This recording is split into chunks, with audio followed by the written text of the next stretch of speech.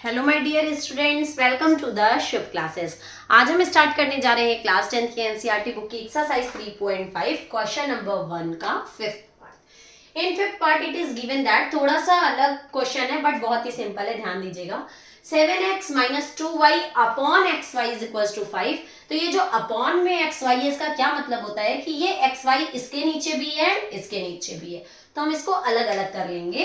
कैसे? 7x upon xy minus 2y upon xy is equals to 5। अब यहां देखो x एंड x कैंसिल हो गया तो इक्वेशन बन गई 7 अपॉन वाई, माइनस यहाँ y एंड y कैंसिल तो 2 upon x is equals to 5। Okay, पहले तो एक ये बन गया, ठीक, ध्यान देना। फिर सेकंड इसमें भी इसी तरीके से करेंगे। 8x upon xy plus 7y upon xy is equals to 15। यहाँ y and y cancel, x and x cancel, तो बन गया हमारा क्या, h upon y plus 7 upon x is equals to 15। Okay, एक इक्वेशन ये बन गई। अब हम इसमें 1 upon x and 1 upon y को सपोज कर लेंगे, जैसे अभी तक सॉल्व करते आ रहे थे। तो 1 upon x is equals to a and 1 upon y is equals to b हो जाएगा।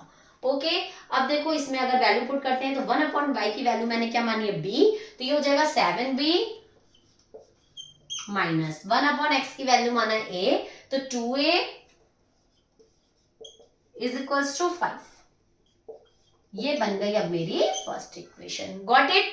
अब हम लोग सेकेंड इक्वेशन पे आते हैं। तो 1 अपॉन वाई को b माना है तो ये हो गया 8b प्लस 1 अपॉन एक्स को a माना है तो ये हो गया 7a, सॉरी 1 अपॉन एक्स को a माना है तो ये हो गया 7a इज इक्वल्स टू 15। ये हो गई हमारी सेकेंड इक्वेशन। अब हमें इन दोनों इक्वेशंस को सेम करना है, तो अगर हम a को सेम करते हैं तो हमें इसमें 7 से और इसमें 2 से मल्टीप्लाई करना होगा।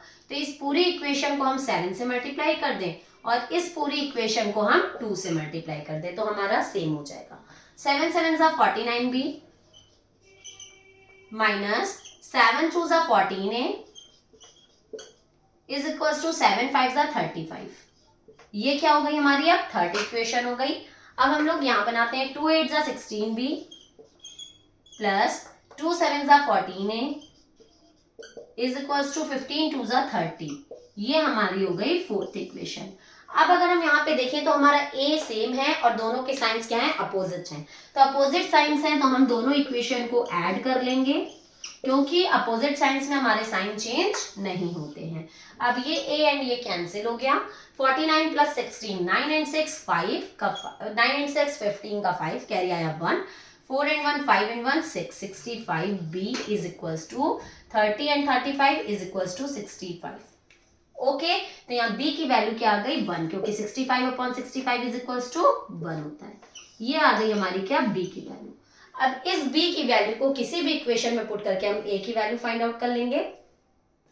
तो हमारी इक्वेशन थी 7b minus 2a equals to 5।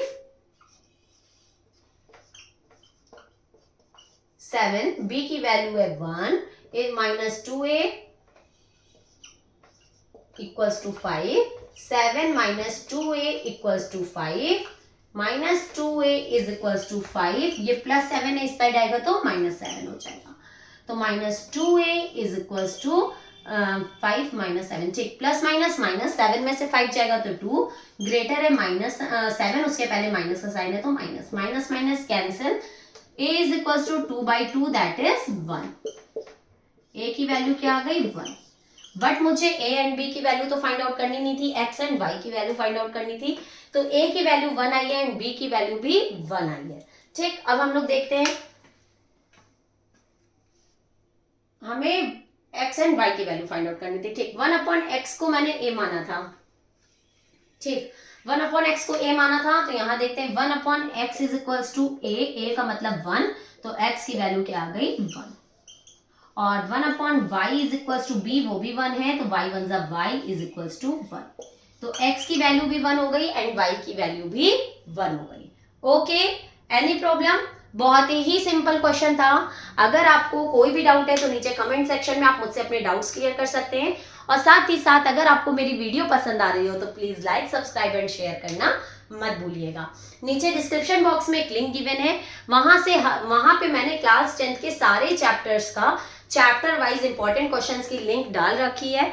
आप लोग हर एक चैप्टर को बहुत ही प्रॉपर तरीके से सॉल्व करने के बाद उस लिंक से इंपॉर्टेंट क्वेश्चंस निकाल के जरूर से सॉल्व करिएगा, ताकि आपको कॉन्फिडेंस लेवल बूस्ट हो जाए कि हाँ आपको ये चैप्टर बहुत ही अच्छे से समझ में आ गया। ओके, अब हम लोग अपनी नेक्स्ट वीडियो में इसके नेक्स्ट पार्ट के साथ मिलेंगे। तब तक के लिए good bye and take care.